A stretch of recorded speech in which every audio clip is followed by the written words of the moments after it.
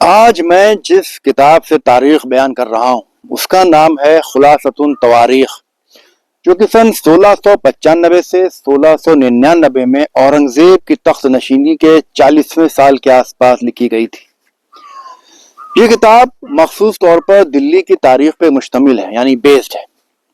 عالمگیر کے دور کے واقعات کا اس کتاب کا مصنف چشمدید بھی ہے۔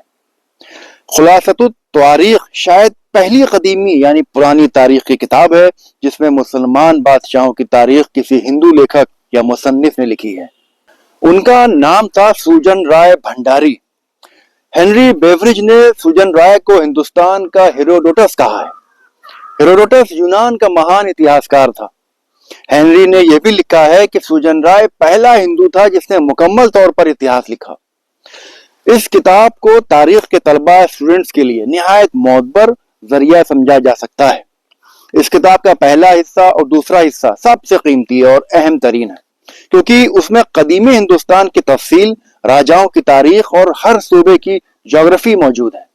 یوں تو یہ کتاب کئی جلدوں میں ہے، یعنی والیومز میں ہے، مگر میں آج آپ کو خاص طور پر دلی کے بارے میں جو انہوں نے لکھا ہے وہ آپ کو بتاتا ہوں۔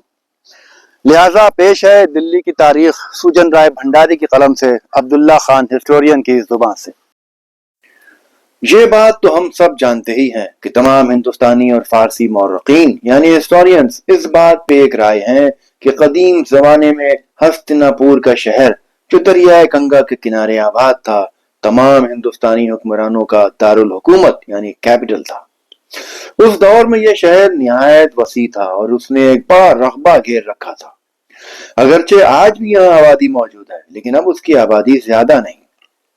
جس زمانے میں پانڈووں اور کوروں راجاؤں کے درمیان جنگ چھڑ گئی تو پانڈو ہستناپور سے نکل کر دریائے یمنا کے کنارے آباد اندر پرست آ گئے اور اسے اپنا دارالحکومت بنا لیا۔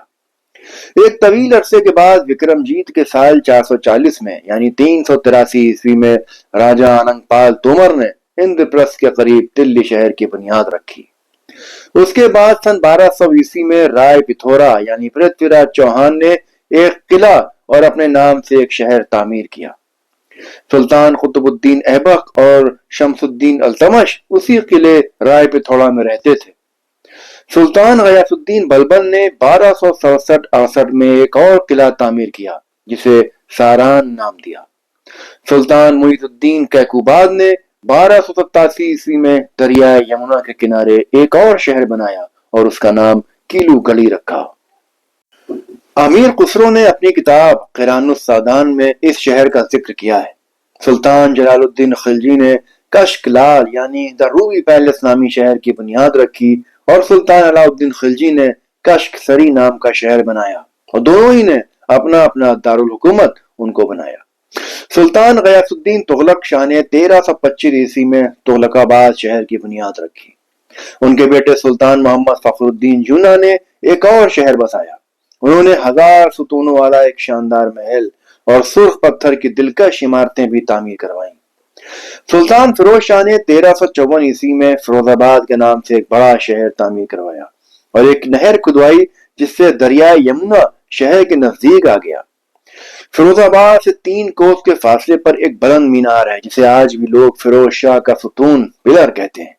سلطان مبارک شاہ نے مبارک آباد کی بنیاد رکھی۔ بادشاہ نصیر الدین محمد ہمایوں نے 1531 عیسوی میں اندر پت کو دوبارہ تعمیر کر کے اسے دارالحکومت بنایا اور اس کا نام دین پناہ رکھا۔ شیر شاہ سوری نے علاء الدین خلجی کے شہر کشک سری کو تباہ کر کے ایک نیا شہر بسایا تھا۔ اس کے بیٹے سلیم شاہ نے 1546 عیسوی میں قلعہ سلیم گڑھ تعمیر کیا جو آج بھی دریائے یمنا کے پاس شاہ جہان آباد کے قلعے کے سامنے موجود ہے۔ تیری خاک میں ہے اگر شرر تو خیال فقر و غنا نہ کر، تیری خاک میں ہے اگر شرر تو خیال فقر و غنا نہ کر، کہ جہاں میں نان شعیر پر، کہ جہاں میں نان شعیر پر ہے مدار قوت حیدری۔ اگرچہ ان تمام بادشاہوں نے الگ الگ شہر بسائے اور انہیں اپنا دارالحکومت بنایا، لیکن پورے ملک میں دلی ہی حکمرانوں کی مرکزی دارالحکومت کے طور پر مشہور رہی۔ اپنی حکومت کے 12ویں سال میں شاہ جہاں نے دلی کے قریب ایک شہر کی بنیاد رکھی اور اس کا نام شاہ جہان آباد رکھا۔ اس شہر کے قیام کے بعد پہلے بتائے گئے تمام شہروں نے اپنے نام کھو دیے اور شاہ جہان آباد کے عام نام سے مشہور ہو گئے۔ روس، ترکی، زنزیبار اور شام یعنی سیریا کے لوگ، انگریز، ڈچ، یمنی، عرب، عراق، خراسان، خوارزم، ترکمینستان، کابل، چین، کاشغر، تبت، کشمیر اور ہندوستان کے دیگر صوبوں کے لوگ اس بڑے شہر میں آ بسے اور اس جگہ کے طور طریقے اور بول چال سیکھ کر، جو کہ زبان ہندوستانی کی جائے پیدائش ہے، اپنے اپنے کاموں اور کاروبار میں مصروف ہو گئے۔ وہ سب اس شہر میں ایک دوسرے سے مل کر اس طرح رہتے ہیں جیسے کوئی بہترین مکمل جملہ، اور ان کی عادتیں ایک خوبصورت نظم کی طرح ہم آہنگ ہیں۔ قزوین اور اصفہان جو کہ ایران کے شہر ہیں اور شاہ فارس کے دارالحکومت ہیں اور اپنی خوبیوں اور حسن کے باعث مشہور ہیں، وہ بھی اس شہر کے ایک حصے تک نہیں پہنچ سکتے۔ یہ ایک بہت بڑا شہر ہے، بالکل جنت کی طرح۔ یہ ہندوستان کا مرکز اور بادشاہوں کا دارالحکومت ہے۔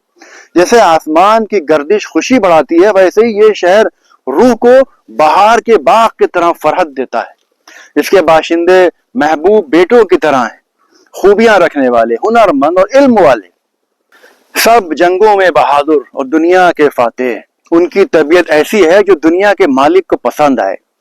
سب خانوں کی شان اور مرتبہ رکھتے ہیں، ہر ایک میں بادشاہوں کی شان و شوکت ہے۔ سب حکمت میں ابو علی ابن سینا جیسے ہیں، سب خدا کا نام فرشتوں کی طرح لیتے ہیں، سب زخمی دلوں کے لیے مرہم رکھنے والے ہیں، وقت کی پریشانیوں سے آزاد ہیں، سب کی آوازیں حضرت داؤد کی طرح میٹھی ہیں، ہر ایک ہنر اور پیشے میں ممتاز ہے، سب کے چہرے یوسف جیسے اور محبت زلیخا جیسی ہے۔ یہ نکتہ میں نے سیکھا بوالحسن سے کہ جاں مرتی نہیں مرگے بدن سے، چمک سورج میں کیا باقی رہے گی اگر بیزار ہو اپنی کرن سے۔